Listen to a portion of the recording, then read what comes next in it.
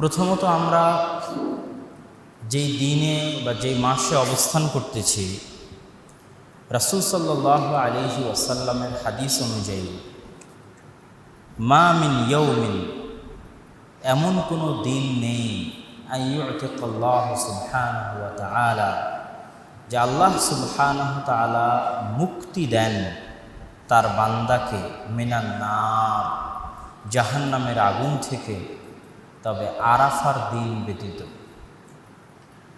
আরাফার দিন ব্যতীত আর কোনো দিন আল্লাহ সুবহানাহু ওয়া তাআলা তার বান্দাদেরকে জাহান্নামের আগুন থেকে মুক্তি দেন এরকম দিন পৃথিবীতে নেই। এবং এই দিন আল্লাহ সুবহানাহু ওয়া তাআলা আরাফার মাঠে জমায়েত হওয়া মানুষদেরকে নিয়ে আল্লাহ সুবহানাহু ওয়া তাআলা ফেরেশতাদের সামনে গর্ব করেন, ইবাহি বিহিম, গর্ব করেন।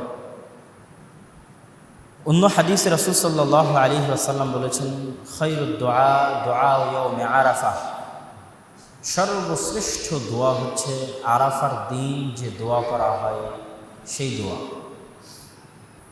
এবং যে 10 দিনের মধ্যে আমরা অবস্থান করছি জিলহজ মাসের, এই 10 দিন সম্পর্কে রাসূল সাল্লাল্লাহু আলাইহি ওয়াসাল্লাম বলেন, মাল আমাল ফি আইয়ামিদ দুনিয়া আফদালু ইনদাল্লাহি সুবহানাহু ওয়া তাআলা, আল্লাহ সুবহানাহু ওয়া তাআলার নিকটে কোনো আমল এত প্রিয় নয়, ওই আমল যত প্রিয় যে আমল এই 10 দিনের মধ্যে করা হয়।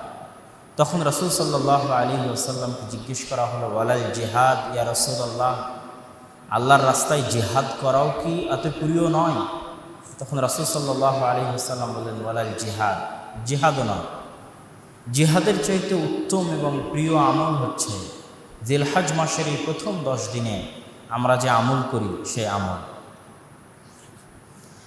এবং জিলহজ মাসের এই 10 দিন সম্পর্কে আল্লাহ সুবহানাহু ওয়া তাআলা পবিত্র কোরআনে কসম খেয়েছেন, ওয়ালায়ালিন আশর, আল্লাহ সুবহানাহু ওয়া তাআলা সূরার মধ্যে ওয়াল ফজর, ফজরের শপথ, ওয়ালায়ালিন আশর, 10 দিন 10 রাতের শপথ।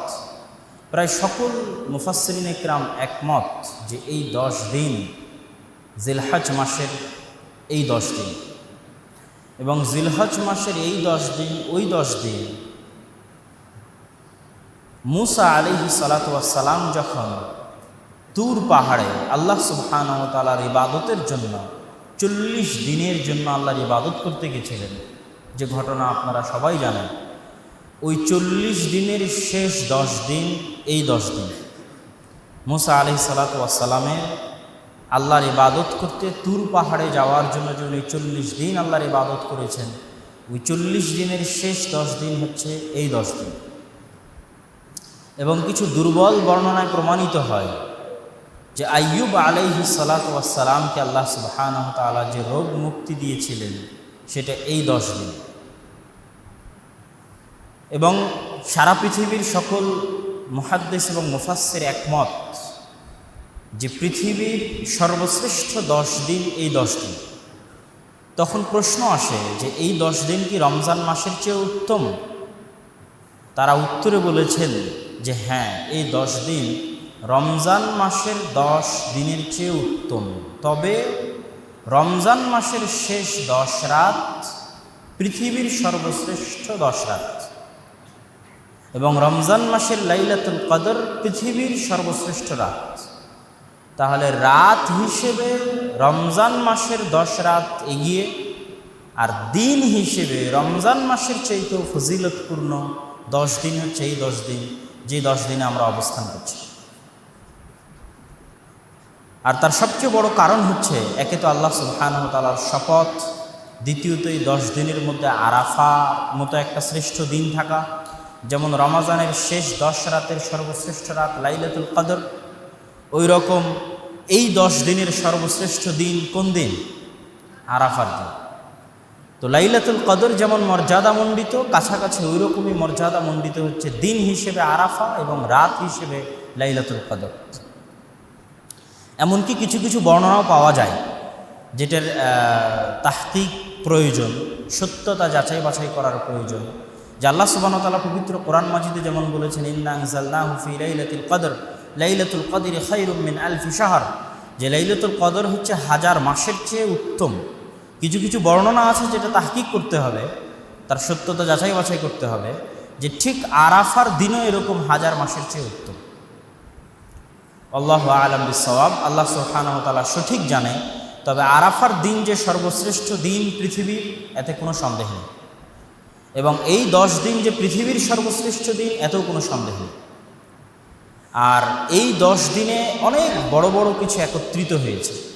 যেমন আমাদের হজের যত নিয়ম কানুন আছে, যত বিধান আছে, আমরা যে হজ পালন করি তার সব এই 10 দিনের মধ্যে।